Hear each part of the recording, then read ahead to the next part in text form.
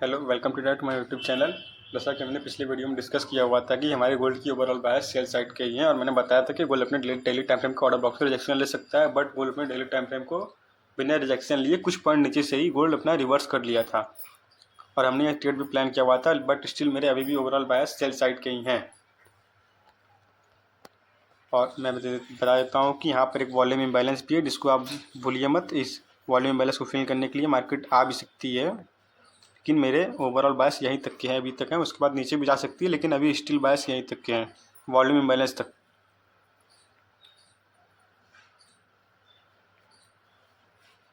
और उस दिन गोल्ड में हमने जो ट्रेड प्लान किया हुआ था, एक ट्रेड में हमारे ये ट्रेड थे। उसके बाद यहाँ मैंने एक ट्रेड प्लान किया हुआ था जो कि डेली टाइम फ्रेम के ऑर्डर ब्लॉक के पास से ही था।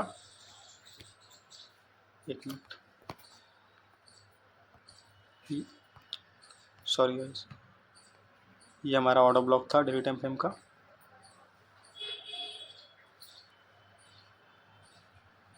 क्योंकि मैंने उस दिन आप लोगों को बताया हुआ था,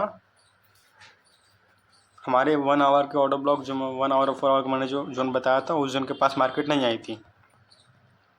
यहाँ से मार्केट रिजेक्शन ले रहा था और लंदन सेशन ओपन हुआ था, तो मैंने यहाँ पे अपना ट्रेड प्लान किया हुआ था। सॉरी, लंदन कर रहा हूँ, न्यूयॉर्क सेशन।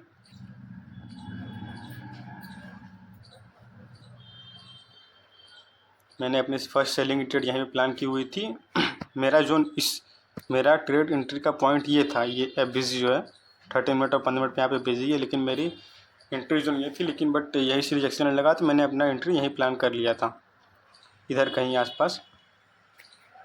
उसके बाद इस जोन से मैंने बाइंग का भी दिखा था, लेकिन बट मैंने इस ट्रेड में एंट्री नहीं ली थी। उसके बाद फिर नेक्स्ट डे भी मैं सेल साइड में था, और मैंने लंदन सेशन में यहाँ पे एक ट्रेड लिया हुआ था।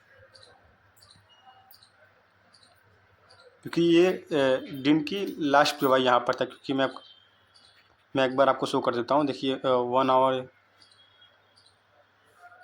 के टाइम फ्रेम पर चलते हैं।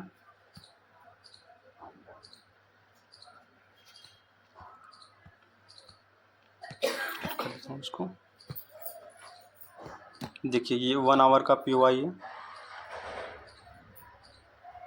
यहाँ तक नहीं आया था, बट स्टिल वहाँ 15 मिनट का भी POI था।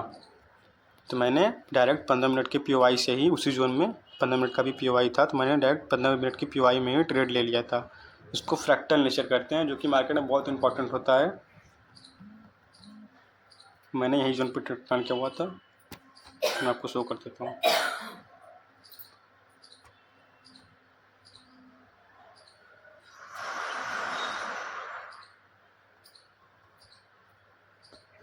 देखिए, मेरी प्लानिंग यहीं पे थी, 15 मिनट टाइम पे।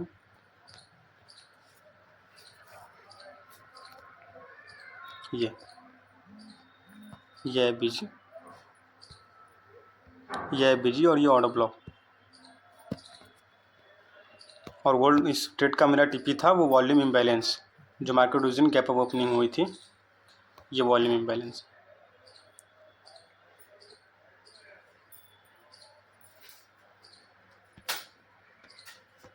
मेरी फुल TP हुई थी। इसके बाद फिर मार्केट यहीं से रिजेक्शन ले रही है। अब अभी मेरे स्टिल बायस, ओवरऑल मेरे बायस सेल साइड के ही हैं।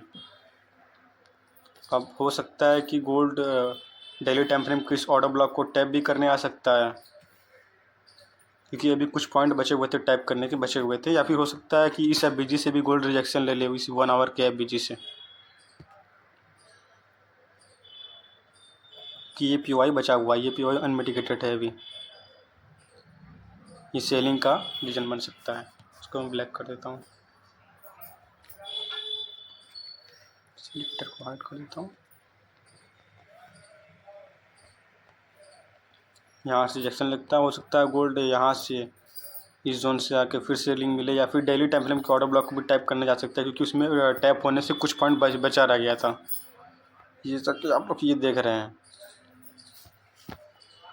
या भी ये भी हो सकता है कि जो मैंने उस दिन आपको बताया हुआ था 4 आवर्स का, जो मेरा जोन था, अनमिटिगेटेड जोन था ATH के पास, वो लास्ट POI हो। गोल्ड आज नहीं तो कल उस जोन को टैप करने आएगा ही आएगा, क्योंकि मार्केट हमेशा अपने लास्ट POI को टैप करने के बाद ही फॉल देती है मार्केट में।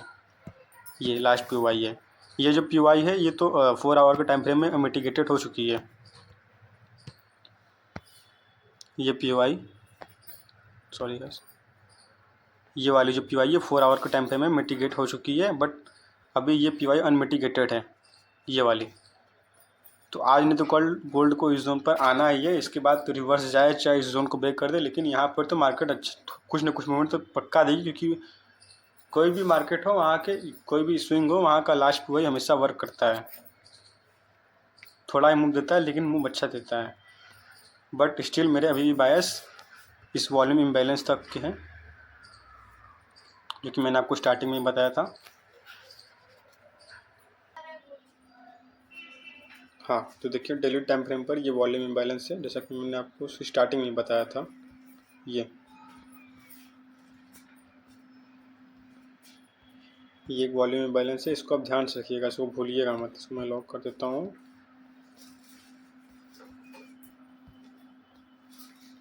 आज एनएफपी भी है, तो मेरी एनएफपी में भी ओवरऑल बायस सेल साइड के ही हैं।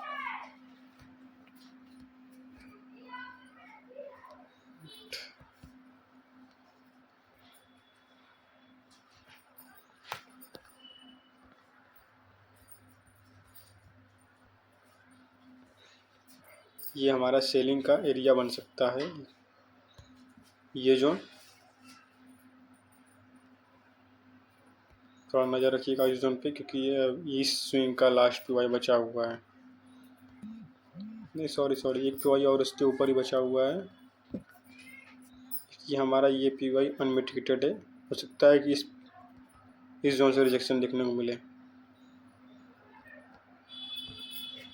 इस जो छोटे से स्विंग में हमारा ये स्विंग का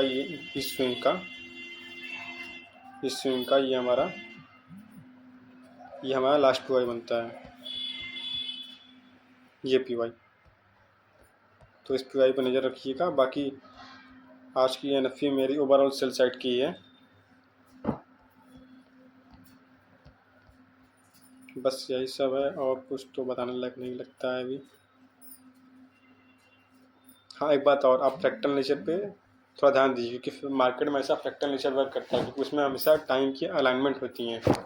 जहाँ टाइम की सारे टाइम फ्रेम एक साथ पी वाई देखने को मिलता है, 2-3 टाइम फ्रेम का पी वाई एक साथ देखने को मिलता है, वो बहुत अच्छा वर्क करता है। वहाँ पे बहुत अच्छी ट्रेड भी मिलती है हमें। तो फ्रैक्टल नेचर को ज़रूर से पढ़ लें, कि कोई भी स्ट्रेटजी यूज़ करते हैं आप, अगर फ्रैक्टल नेचर उसमें अगर ऐड कर लेते हैं, आपकी स्टडी की एक्यूरेसी बहुत ज़्यादा अच्छी हो जाती है। बाकी अगर मार्केट ऊपर जाता भी है तो ऊपर जाने के चांसेस बहुत कम है, बहुत कम। ये जोन से रिवर्सल मिलने के चांसेस ज़्यादा हैं। ओवरऑल बायस सेल के हैं, तो मैं इस जो मेरे पी वाई वगैरह हैं, इस जोन से मैं सेलिंग का ही प्लान करूँगा।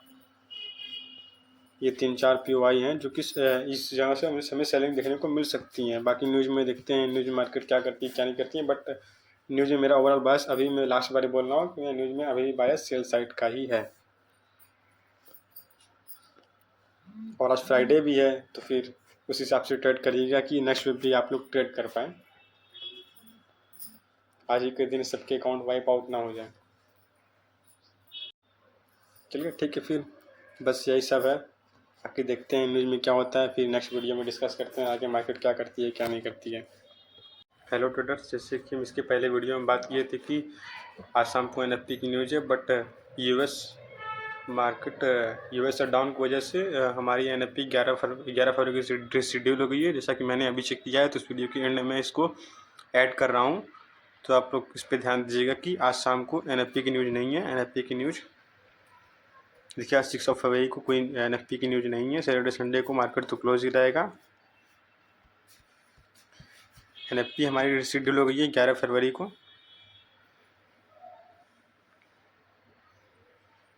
11 फरवरी को।